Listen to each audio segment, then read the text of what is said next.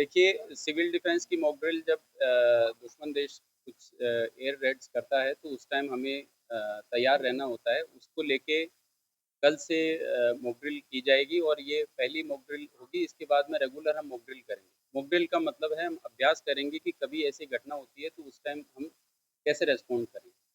आम जनता से ये अपेक्षा की जाती है कि एक तो जब सायरन बजे, तो उस टाइम सुरक्षित स्थान पे रहें। बाहर या ऐसी स्ट्रक्चर जो गिर सकती हो उसके आसपास नहीं रहें और किसी भी तरह की अफ़वाह पे ध्यान नहीं दें। जो ऑथेंटिक सोर्स हैं, ऑथेंटिक जो हैं उन्हीं सूचनाओं पे ध्यान दें। और एक तो जो मॉक ड्रिल का सायरन बजेगा वो दिन में बजेगा, उसमें उस टाइम जनता सिर्फ सुरक्षित स्थान पे रहे, उनको इतना ही करना है। और एक जो सायरन रात में होगा, ब्लैकआउट का सायरन बजेगा और विभिन्न माध्यमों से भी हम सूचना कराएँगे। जो एक्सपेक्टेड हमारा होगा उसी टाइम सूचना जाएगी। उस टाइम अपने घर की, अपने प्रतिष्ठानों की, अपने आस-पास की कोशिश करें कि सभी लाइटें बंद रहें। इवन जो व्हीकल अगर कहीं चल रहा है, उनको सूचना मिल जाती है कि ब्लैकआउट का अनाउंसमेंट हो गया है, तो उस टाइम वो लाइटें बंद करें। आप सभी मीडिया के साथियों से और सभी जो मेरी ये बात सुन रहे हैं कोटावासी, सभी से ये निवेदन है कि जब ये ब्लैकआउट का समय हो तो अपनी लाइटें पूर्णतः बंद रखें, क्योंकि ऐसा बताया गया है कि दुश्मन देश के एयरक्राफ्ट जब भी कभी ऐसा मौका अगर आता है तो उन लाइटों की वजह से पता ढूँढने का उसमें रहता है।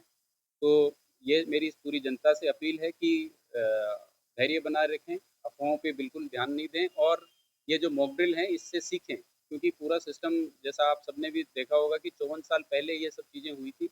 तो ये दोबारा जब हो रही हैं तो हम इन चीज़ों में रेगुलरली इम्प्रूवमेंट करें और सीखें कि कैसे बेहतर से बेहतर इन चीज़ों को आगे बढ़ाया जा सके। सभी रेज़िडेंट वेलफेयर एसोसिएशंस हैं, व्यापार मंडल हैं और जितनी संस्थाएँ हैं, रेड क्रॉस हैं, लायंस क्लब हैं और जितनी भी संस्थाएँ हैं, उन सब से भी मेरी रिक्वेस्ट रहेगी, सभी धर्मगुरुओं से भी रिक्वेस्ट रहेगी कि वो इस बात को ज़्यादा से ज़्यादा प्रचारित करें कि ऐसी जब मॉक ड्रिल की सायरन बजे, तो अगर दिन में बजे और रात में बजे तो पहले खुद को सुरक्षित करें।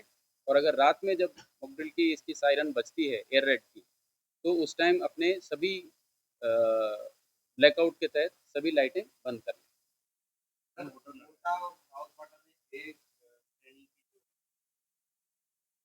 ये देखिए 1971 का कैटेगराइज़ेशन है, इसमें ये श्रेणी है, अभी वापस से निर्देश दिए हैं, वो वापस से चेंज भी हो सकती है। लेकिन श्रेणी से ज़्यादा इम्पोर्टेंट ये है कि हम किस तरह से एक्टिविटी करते हैं, वो ज़्यादा इम्पोर्टेंट है। ये पुरानी सूची है, इसमें अभी अपडेशन और होगी। तो अभी आगामी कुछ दिनों में लगातार जो मॉक ड्रिल्स कंडक्ट की जाएंगी, तो उसमें सभी जो कोटा के आमजन हैं, नागरिक हैं, सभी से सहयोग की अपेक्षा की जाती है। और जैसा कि कलेक्टर साहब ने बताया है कि एक तो जो दिन में मॉक ड्रिल होगी उसमें सबसे ज़रूरी है कि आप सुरक्षित रहें, आपका परिवार सुरक्षित रहे, आपके आसपास वाले जो भी लोग हैं उन तक सबके पास एकदम तुरंत मैसेज जाए और जो भी आपको करना है सुरक्षित स्थान पर उनमें उसको आप त्वरित करें। ऐसा नहीं हो कि आप मॉक ड्रिल को बिल्कुल आप उससे ले कि आसानी से ले कि कोई बात नहीं अभी नहीं थोड़ी देर में कर लेते हैं।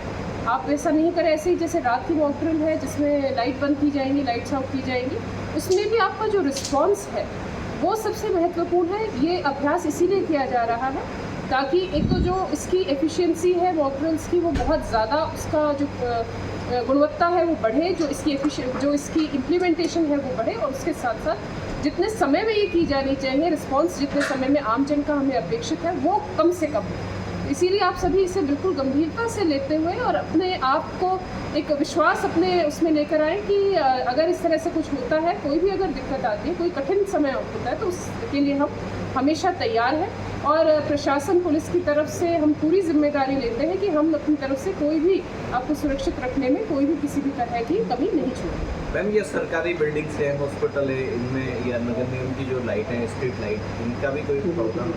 जी बिल्कुल, सभी चीज़ों का ध्यान रखा जाएगा। एक एक बिल्कुल माइन्यूटली हर चीज़ का ध्यान रखते हुए इस पर हम कार्रवाई करेंगे, मॉक ड्रिल को सफल बनाएंगे।